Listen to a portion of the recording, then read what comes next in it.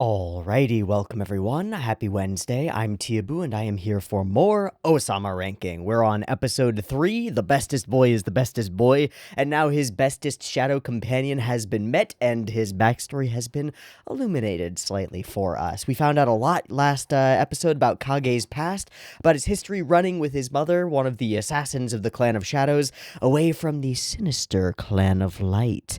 I gotta tell you, there's something about the idea of like angelic creatures being evil and like totalitarian authoritarian monsters that really gets to me. There's something about it that I just love in stories. I really like how it works in like Bayonetta, where angels are really creepy and weird and like scary. I like kind of how it works in sort of in the Souls games, where lots of like the stuff that seems good and light and fiery and lifey is kind of scary and bad and leads to interminable cycles of torture for everybody. Stuff like that I really like. I also really like it, and in this case it really reminds me of something in a Dungeons and Dragons podcast that I really like. In Not Another D&D podcast, the main bad guys, which you find out very quickly, so I'm fine with spoiling this, are a church. They call themselves the Chosen. They do everything for the light, and they drink lots of milk, love love white bread, hate wheat bread, love mayonnaise, and are just milk toast fucking highly Puritan religious nutcases, and they're terrifying because they believe so seriously. And while we haven't heard much from the Clan of Light, they do seem a little bit sinister, what with their mask faces and weird armor and the way that they seem to zap illuminate locations and like chase people down and kill them. Not to mention Count Gessling or whatever his name was. Very evil. Lots of evil going on there. All I wanted to say was I really like the way that evil seems to be portrayed, and I'm really excited to find out more about it. Evil in the guise of justice is magical. It also is a little bit reminiscent of JoJo's, which we're watching right now. Just watched some yesterday and got some more of a similar thing where we've got a clearly not a good guy who's acting like a very, very pious, very good guy. Ooh. And I find that terrifying and wonderful and good and scary and spooky and lovely. But that's not all we did. We also discovered a whole lot more about Kage's past, his history as essentially a street urchin, as being completely homeless and fucked up, getting manipulated by people, still falling for the companionship of those who are manipulating him because he's actually genuinely desperate to reach out and like connect with somebody, which explains in so much detail why he reaches out to connect with Boji and why he, at one point, starts to rush in to help Boji during his fight with Daida, before things take a turn for the interesting, which they do. So, that's another thing that we did in the last episode. We resolved the fight between Daida and Boji in a really interesting way that leaves a lot hanging up in the air, which is, it seemed like Boji had the upper hand there. Like, he wasn't able to deal a lot of damage to Daida, but he wasn't able to take damage either. Daida couldn't touch him, and Daida was getting really frustrated. But Domas stepped in and told him that is not the swordsmanship of a king. There's more to this than winning. There's more to public opinion and the appearance of being king than there is to actually just getting there. There's a ranking system, and I'm very curious about that, and all of us are very curious about that, and that's very good. But we resolved the fight in a very interesting way that leaves things hanging, with Boji essentially letting Daida beat the crap out of him because it's better in the long term to do so, which is very interesting. But I'm not entirely sure what the motivations of Boji were in this circumstance, either for fighting or for allowing himself to lose, because I talked about it before, and I'm going to bring up a comment here, and we're going to transition into the comments portion of the intro. I'm not sure why Boji stepped in to fight, and I'm not sure why he stepped out of the fight either. So I will point out a comment. This is I had this up and then I closed it because I'm done. This is a comment from Ninja Pope Zhu. Just my perspective on why Boji might have jumped in to challenge Daida. He seems to have learned to read people on an emotional and spiritual level. and can probably pick up on some of the deep malice within Daida, and may even know at his young age how dangerous a combination ambition and power can be. I don't know if that's true. I don't know.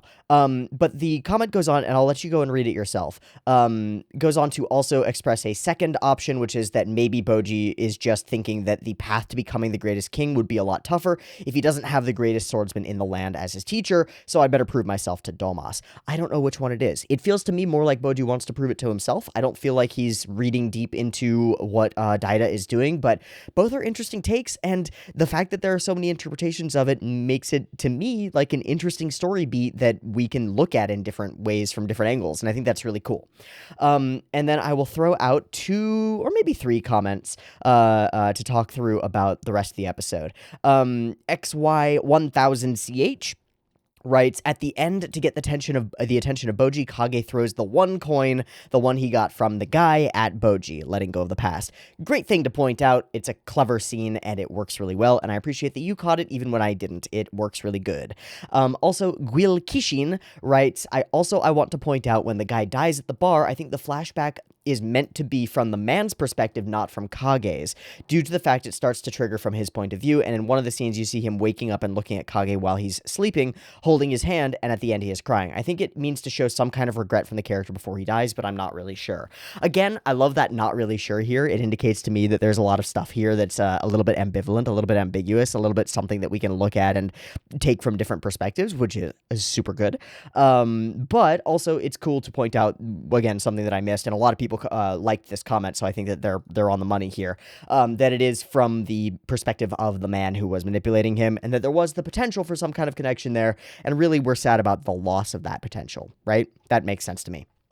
Okay, I think that's all for the comments spotlight section. I do want to mention one other thing, or 2 other things. The one other thing that I want to mention is after the fight concluded and Daida happily and a little bit haughtily went back to his room, we saw something very interesting. Daida is talking to his mirror, and there's something within the mirror that's talking back. This is interesting. We've talked a lot already about how this feels like a storybook story in a lot of its aesthetic choices. The idea of a mirror on the wall that is an advisor and a way for one of our characters to reach power in potentially an evil sense, and maybe a thing guiding him along his path in order to get him more powerful for its own purposes, and probably the first incursion of what's really wrong with this world, which is probably something, but I don't know what. I just want to mention that, make sure that it's all on everybody's mind, because it's really interesting, and I'd really like to find out more about it, and I hope you would too. Cool. I just wanted to throw that out there. Also, the very last thing, just like with Domas, so Domasta, Apias is Supia, all mix and matched. So he's spear, and he does the spears. Should have caught that one. I'm going to try to do the next one on my own, but I doubt that I will. I'm too bad at this. Regardless, that's all I wanted to talk about here at the beginning of the video. Let's go ahead and watch Ousama Ranking Episode 3 and see what happens next and what crazy things about this crazy world we find out about next. I'm excited. We've got all of the groundwork, I think, laid for the prime relationship of the show. I'd like to find out more about the stepmom character, the kingdom itself, the story behind that little girl who saved Kage. She's around somewhere, I'm sure. So I don't know where, but it would be super cool if we could find out about that, because she seems really nice, but also interesting. I really want to find out more about the mom character. I'm really interested in that. Also, the rest of the 4 super soldier, whatever they are. There's Domas, the snaky swordsy guy, the spear, and there's one more, and I don't know who he is. I'd like to find out about him. Anything else the show wants to do, I'm probably going to be okay with, so we'll just leave it at that for my expectations and desires, and see where we go from here, because I have been pleasantly bowled over and absolutely blown away by how good this show is and how well it's been put together so far, so I'm excited to see more. Great. That's where we'll leave off on the comments and stuff and the discussion and stuff, and we'll get into the thing. Okay, so then I've got Ousama ranking episode 3 up and ready to go. There will be 2 versions of this reaction, picture-in-picture in the description, timer on YouTube, beep beep timer to count you down, early access on the Patreon as usual. If you don't want to support it that way, likes, comments, subscribes, they all help the channel, they all help me, they all help a lot. It would be super appreciated if you could hit any of those buttons. They're super useful. Let's get into it. Beep beep timer.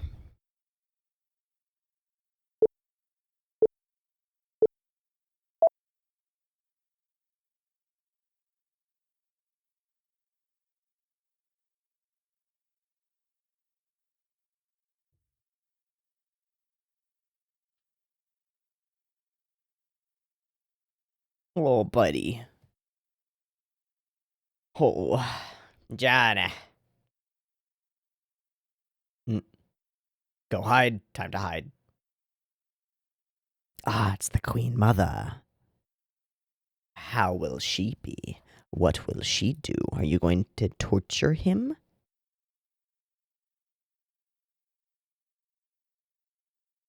He thinks she's going to strangle him. Wait, healing magic? Whoa. She's actually really struggling, too. Whoa. Huh. Keep an eye out. Yeah, I was about to say, the snaky boy is going to find you. Shit, fuck. Maybe. Oh, no. There's snakes everywhere. Eee. Run, Kage. Flee, Kage. OP. Okay. Feels a little happy for this moment, but okay.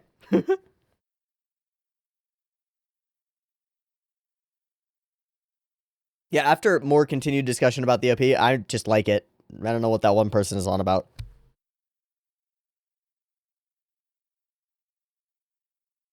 Also, I cannot get this button. It's just started annoying me. I can't. God. God. Why do they do this?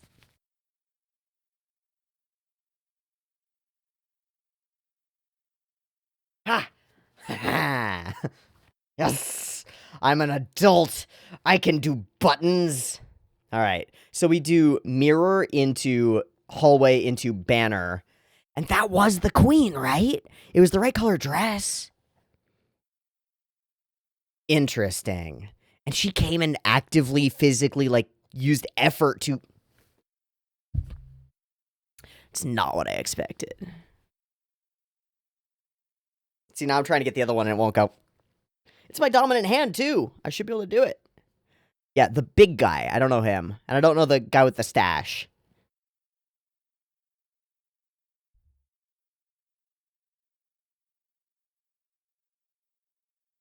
Okie dokie. Here we go.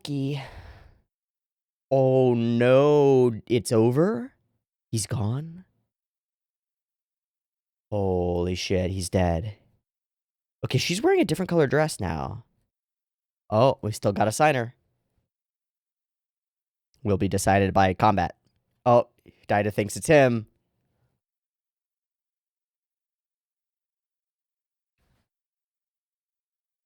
Get wrecked on, dude. Get wrecked on, kid. Oh, no, what? What is that?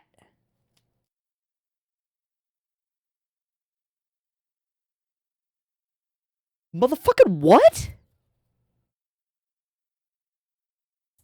Oh, that's a devil. Point at Boji. You eat me?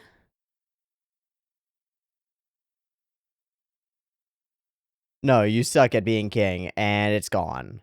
What the fuck was that? What? Mm-hmm. Oh, no. Oh, no.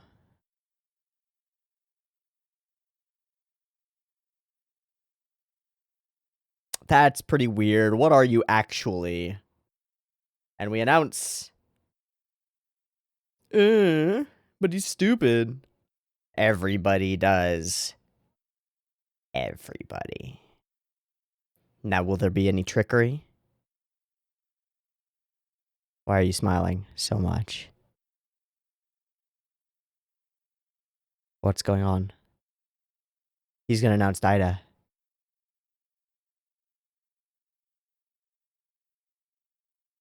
Oh, fuck.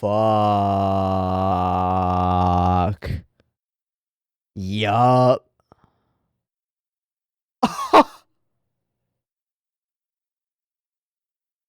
The fucking plays immediately. The plays. Well, she didn't come and heal him. That was somebody else.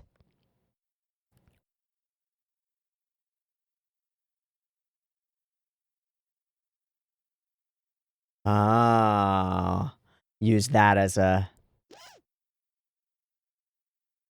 Fuck. Does anybody vote for Boji? Domas. Come on, Domas.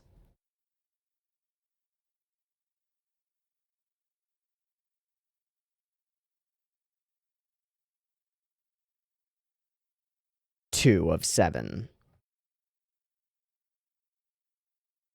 Oh, it was Apias.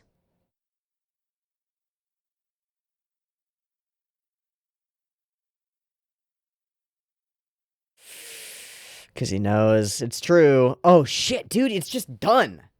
It just happened in front of the people. It's over. Your kingdom just got stolen, Boji. What are you going to do? You're fucked. No, you can't tell anybody. Nobody's going to listen to you. Everybody's going to lie. Nope, and Domas looks away. You're fucked, dude. Stolen. Yoinked. So you run away and cry. Great, I love the angle again. Out to the world we go. What happened to Kage? Yeah, I feel that, dude. I feel that. What happened to Kage? Is he locked up? Oh, no. He's meat hooked.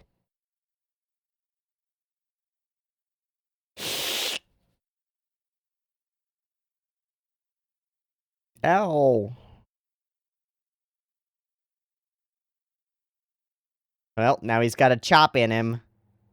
He's waiting for that shit, dude. Yeah. He's just always there. Dude, it's so tense now.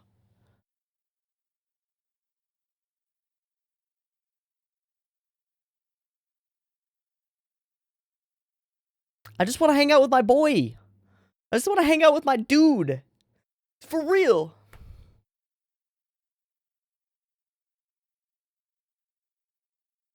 Hmm? Doshte. Is he gonna let him? Is he actually a better guy than we give him credit for? Holy shit. Holy shit.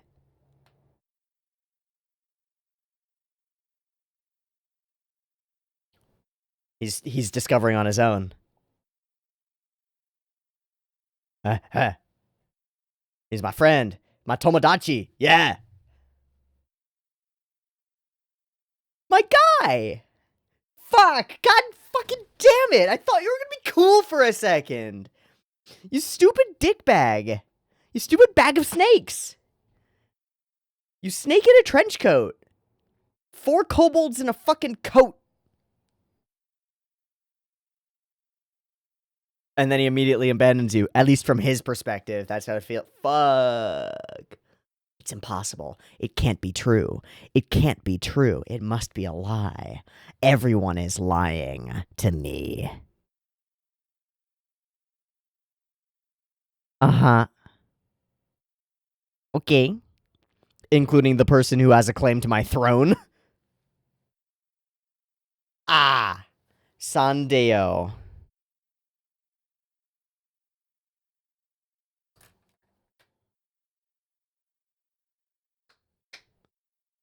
Shit. The mirror. Okay, so he knows about the mirror.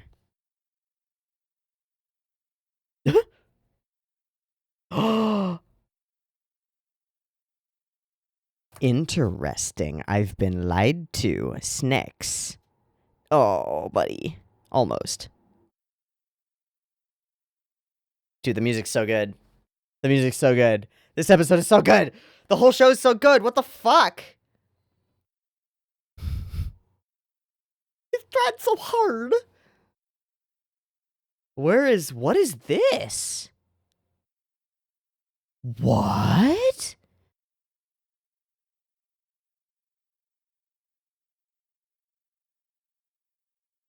Motherfucking what?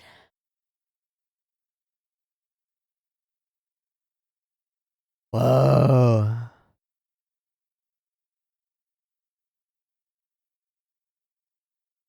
What? A debt? From this two-eyed snake missing its tails? What the fuck?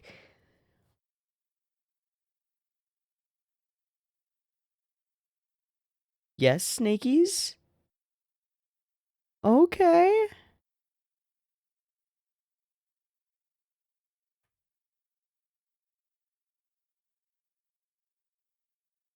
He's missing a tooth, too. This is so magical. I love how there was, like, no magic in episode 1, and we've shifted into, like, there was this demon inside the king, and then there's this giant snake that exists and is sapient. Is that? Oh, it's Supia. He's just leaving? Because he knows? Yeah, they both know exactly what's up.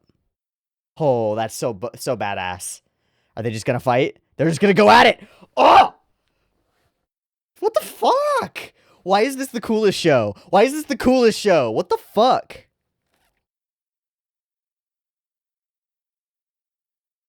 Damn, dude. Of course.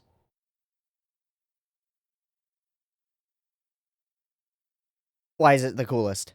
Fuck. And Bebin is the problem. Oh, the wibbledy wobbledies. Dude, these shots are so fucking sick. And Appius wins. And Bebin dies. And Appius leaves.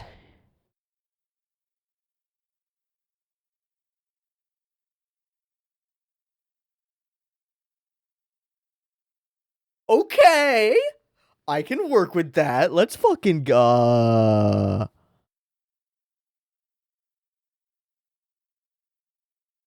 There's so many things that I don't understand about this world.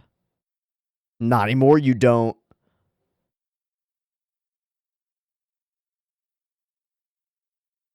Yeah, you just put Joffrey on the throne, dude.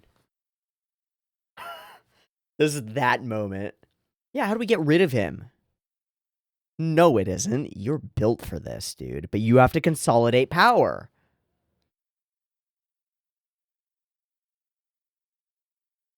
She's still sort of standing up for Boji. Oh, you're just looking out for his best interest, of course. Just be happy, man. You have to consolidate power. It's required. He has to. There's a reason that it's a huge part of the prince is like to kill anybody who has a claim to your power. Like kill them immediately. It's the only way. He's right. That doesn't make it right, but he's right. Oh, where could he be? Yeah, what was that? What the fuck was that? What are you thinking, my guy? Going off to find Kage?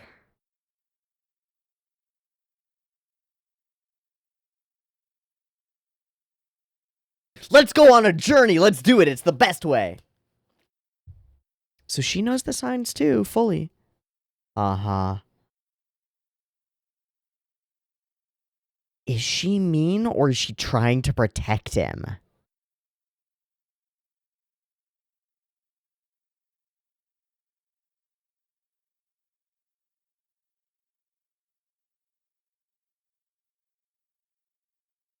Station, rank, expectation. Oh, he's going. We're going. Let's go. We're off on a journey. Fuck the crown. Fuck the cape. I guess it's a traveling cloak. Yeah. All right, little hobbit. Go traveling. Fuck.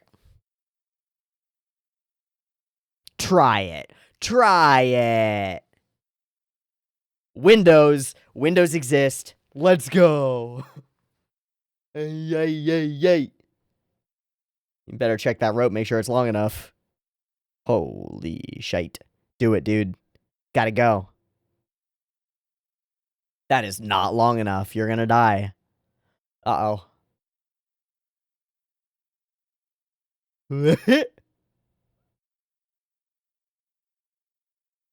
I leaving. You're jumping. Nope. No. No. No. No. My chance. My freedom. And slip, please. She really cares in a way. Bye.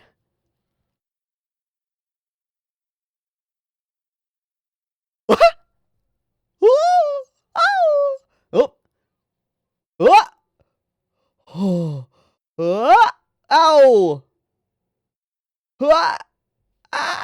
Oh. Convenient. He's gone. No. Get gone, dude. Get gone. Start running. There's that magic.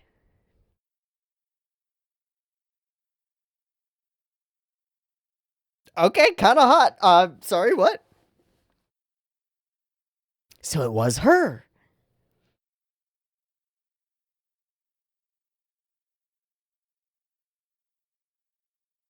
That's so interesting.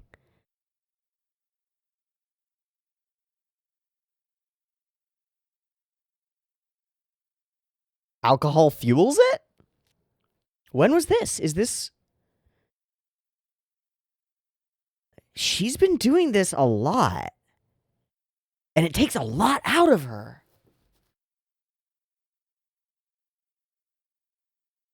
Yeah. Oh. Oh, good night. Healing. Oh, her name is Queen Healing. It took me forever to get that. And Daida saw that, right? His mom doesn't do that for him.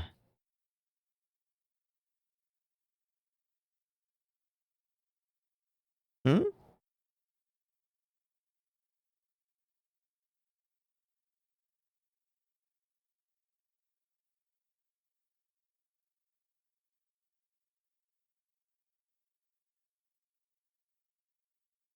He's more like a sonable character to her. Hello, Healing Goo.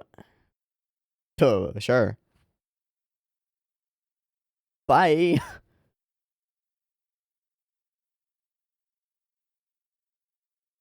Hmm. Hmm. So she tried real hard, huh?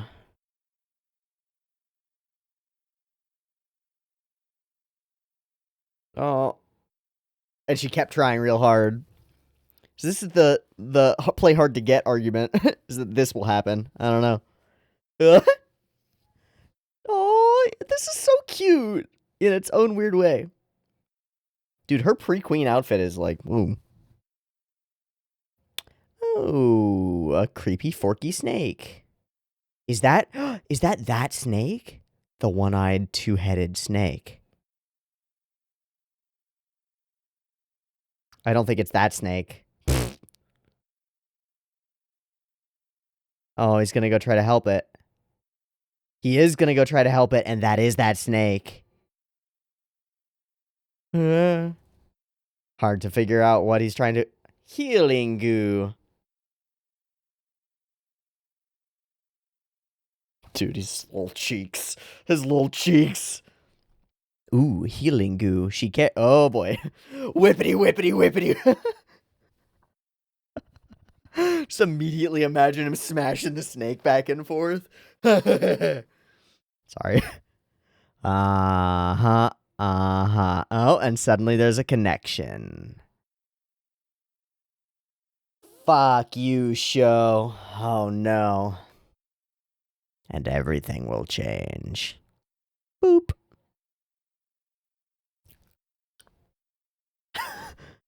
Ah, what a cute little kill it. Kill it. Consolidate power. Consolidate and maintain power. No fighting. She's been trying to protect him the entire fucking time because she doesn't want him to get hurt the whole time. You can't do that, dude. You gotta let him free. Come on, healing goo. You gotta get it. Sorry. Oh, you are being allowed to go on this journey? Sick. Best mom. Dagashi. Oh.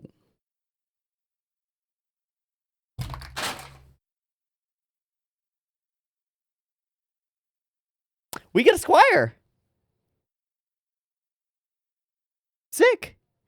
Was he one of the guys who was watching the fight? I think he was. I think he was the guy who saw the previous fight. We got a loyal soldier. Let's fucking go. +1 follower. He's so happy. He's so happy. Oh.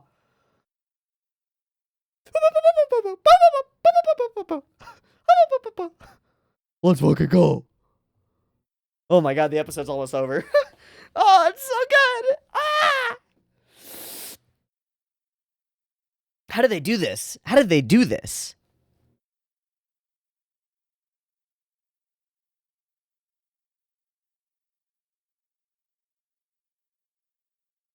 And Daida watches. Nani?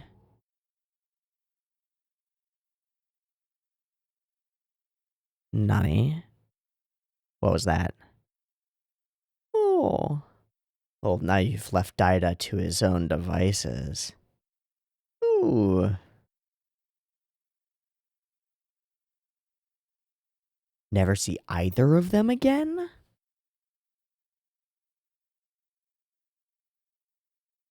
What did that mean? What was the devil thing? What the fuck? There's a giant snake boy who's a friend. There's so many things happening. What the fuck?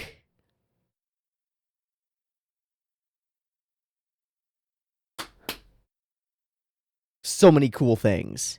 So many new things. So many unexpected things.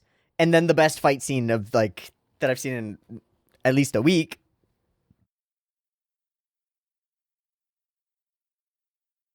Lob it up. Out of the park. Right? Oh, that's a baseball.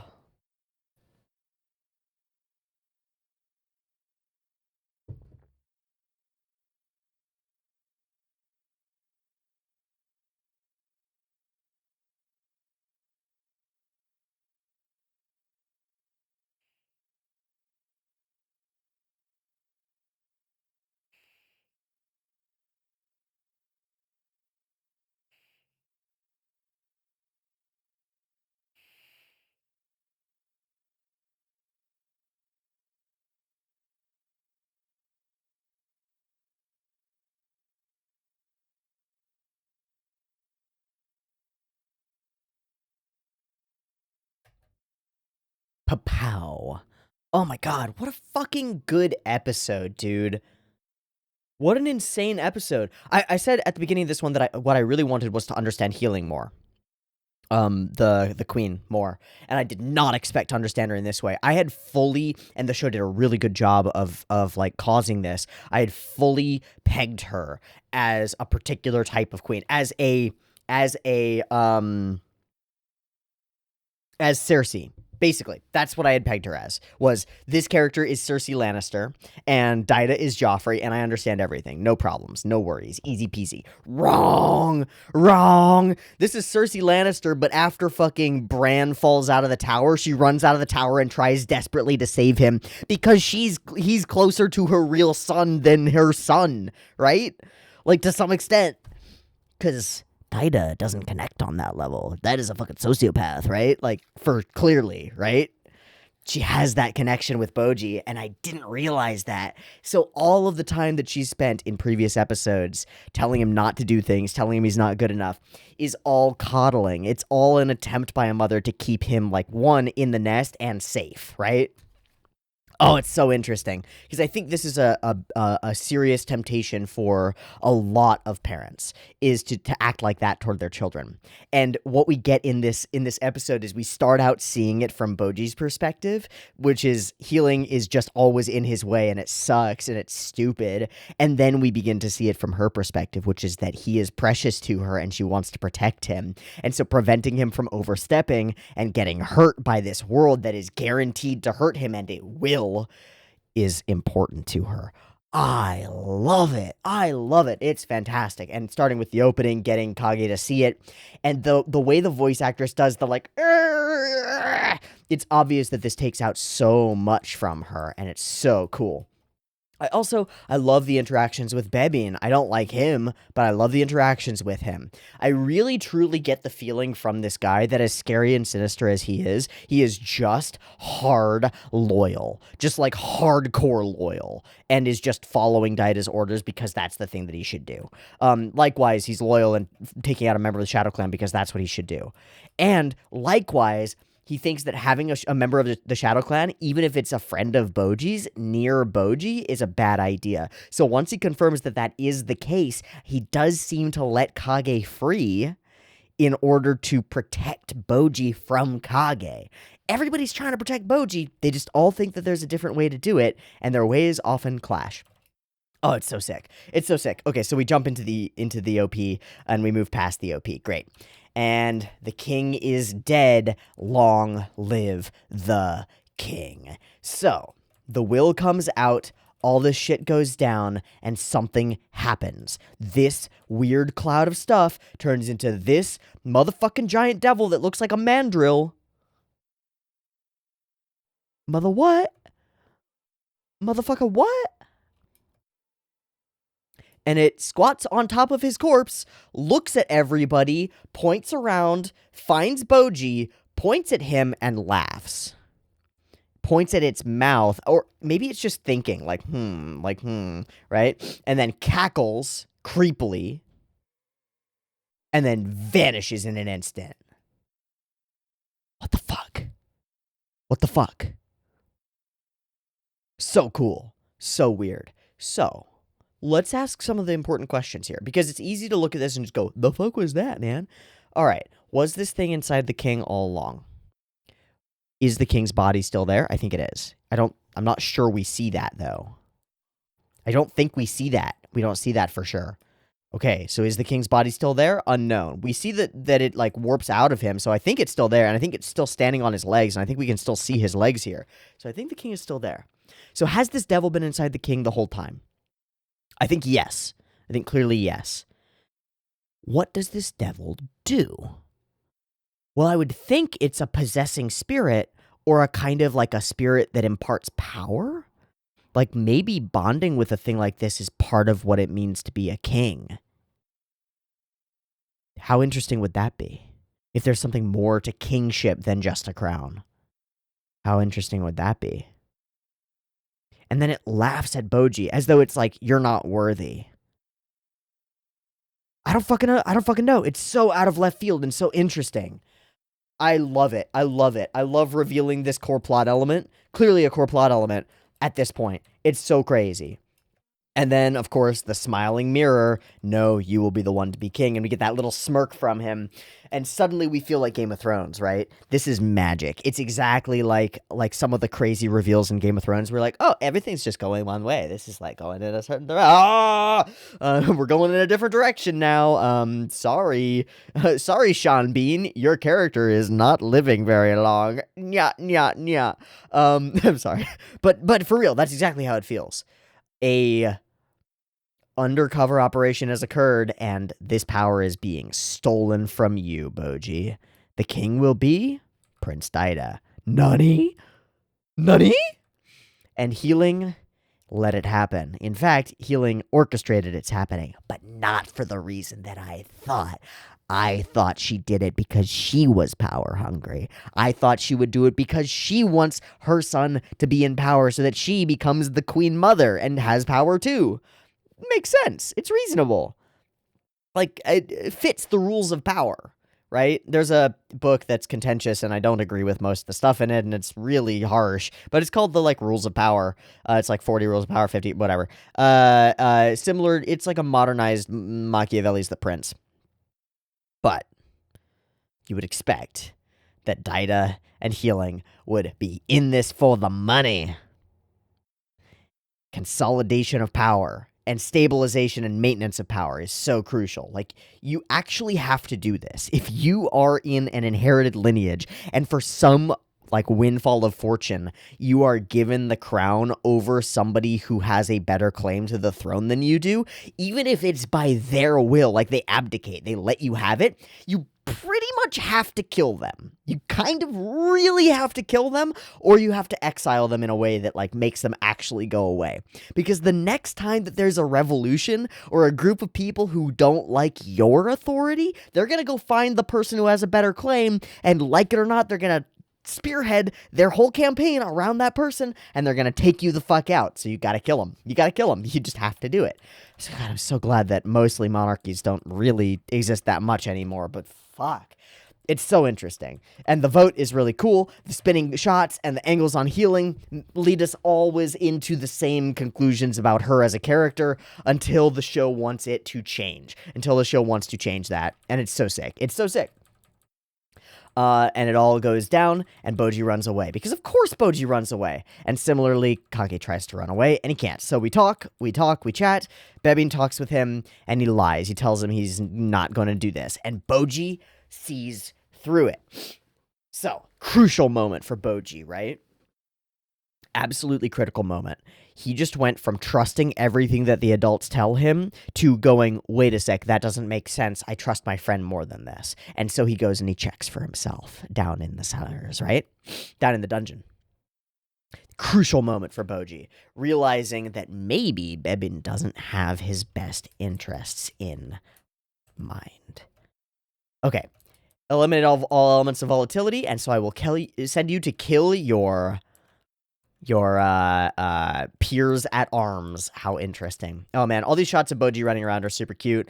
All of the motion of the show looks really good. The whole scene where he is climbing and scrambling, like I don't know where he's going at this point or why, and I could have maybe been like, oh, where's he going? What's up with this? I don't care. What matters in this moment is not where he's going. It's that Boji is dirtying himself and shoving himself through this tiny little hole and trying desperately to get through here because he wants to go and get his friend. There's a purpose to it, and it resonates, and it's good. And then there's this shit. I don't fucking know, man. It's clearly the same snake, right? It's the snake that he saved, that he had healing save. Why is it huge? I don't know, but it's fucking cool. There's a super dope, two-headed, two-tailed, one-eyed snake. Bifurcated snake. Shoutouts to the angry GM. Two-headed, two-tailed, bifurcated, one-bodied, bifurcated snake. So sick. Such a cool idea. Look it up if you're a dungeon master. It's important. I don't. Why is there a sentient dope-ass snake oracle? I don't know. But I'm super down for it. It's the coolest thing, and it has a debt to pay, and it treats things in terms of debts. How very interesting.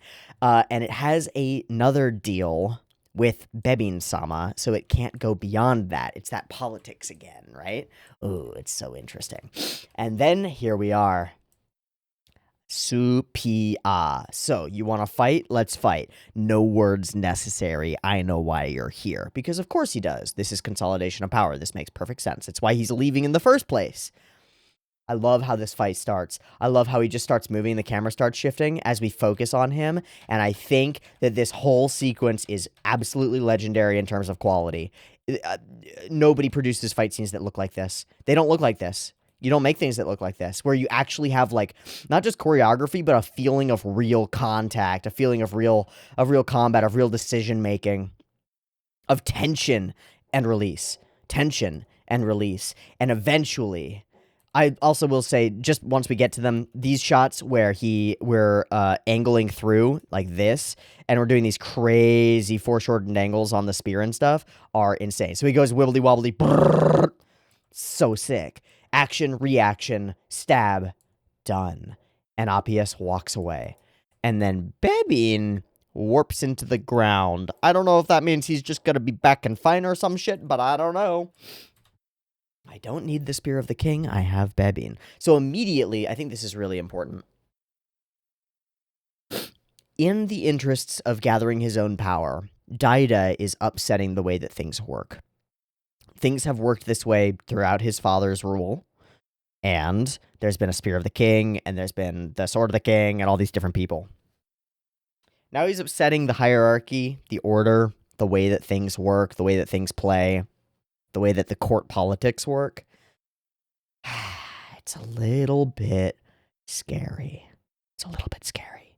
Just the rapid progress, the rapid change that Daida seems to be implementing. It's a little scary, a little spooky, and very, very interesting. What do we do about him? Well, I want to retire him somewhere. Exactly, exile him. It's the kindest way. The easiest way. And Healing says basically she wants to keep him nearby and teach him. It's necessary. And he doesn't want that. But he spins it as being worried about Boji's own health and well-being, right? I don't fully understand this scene. I think he's just dreaming of that journey, right? That going out into the world and finding out more and maybe finding Kage. But also discovering what this demon is about, maybe. I don't know. He's just got his head full of ideas. And so he makes his decision, asks for permission, and is not given permission. So he goes on his own, gets stuck, goes on his own, gets stuck. And in the process, we reveal in multiple ways just how much Healing cares. She jumps out of a window for him, right? Loves this kid. Runs over to him and exhausts all her resources to try to heal him, as she has done before. As she has done before and before and before. How very interesting. So she thinks back to the past and her attempts to connect to this kid and the way that his running away made her want to be his mama more. And it was in this moment when she helped him show compassion that he finally awakened to the possibility of a relationship with her. And it's here that he also earned his real friend, that snake, who it seems became his stuffed animal and his wubby for a while, which is very cute. And you're going to have a baby brother, and he's going to be great. Everything will be fine. And from this point, we understand why Healing acted the way that she did. This boy is not fit to be the king. Because it's dangerous. Because he's my precious boy.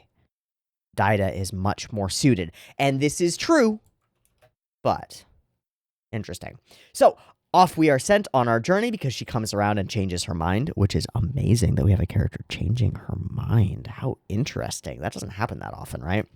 Actually actively changing her mind. And we get this guy with the mole and the hair. I gotta go check something. Oh, it is. It is him.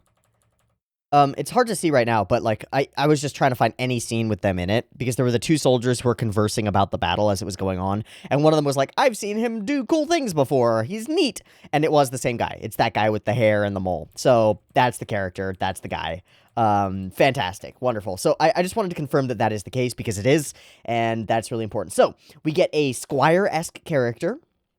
Who is going to be loyal as hell and is going to be our first soldier, Hokuro. Kuho. I don't know. I don't know. Is there a Japanese word for squire? No, it would be Jusha. Nope. Don't know what the word would be or what the pun would be. You can let me know any of the puns that I've missed. I still don't get what bebbing is. I just don't know. Let me know any of them that I missed. The cutest little kiss. Your destination will be my family's home. Sick. And away we go. And Daida is very pleased with this turn of events. And the queen feels something ominous. Something spooky is afoot. Dude, this is so sick. The fights are amazing. The reveal of Healing's actual abilities and, like, nature and the way that she works is so cool. And how she actually, like, cares about Boji is so cool. The snake thing boggles my brain. The devil thing is nuts. I don't understand at all. I'm fucking super curious. And the whole episode looks, feels, acts, sounds, flows amazingly. The production is so top tier so far. I'm so thrilled by this show. I keep getting mind-whomped by how cool it is, and I still don't know anything about the world. That's deeply, deeply exciting to me because there's so much more to find out and so much more to explore, and so many things that are unexpected, like the giant snake and the devil. What the hell? I don't know. But this has been a fantastic episode of Ousama ranking once more. I'm really excited to see more and see where we move from here as we go on this journey and eventually probably return to unseat our now more settled in and more power consolidated Daida. God, it's so cool. Excuse me, I keep my stomach is being weird, so I keep like hiccuping. That is going to be it for me, though. I'm going to call it there. So thank you so much for watching. This has been a lovely episode. I hope you've enjoyed it as much as I have. Mention anything that you feel about this episode or any thoughts that you have or anything that I got wrong. As usual, if it's a cool comment, I might shout it out and talk about it in the next episode. So do that if you'd like to. And Patreon, if you want to support the channel. Likes, comments, subscribes, also do that a lot. They help a lot. Just getting videos out there, so that's appreciated. And I will see you next week, for more Ousama ranking. Thanks for watching, everybody. Appreciate the support, appreciate the viewership and all that jazz. Hope you've enjoyed, and I'll see you next time. Peace.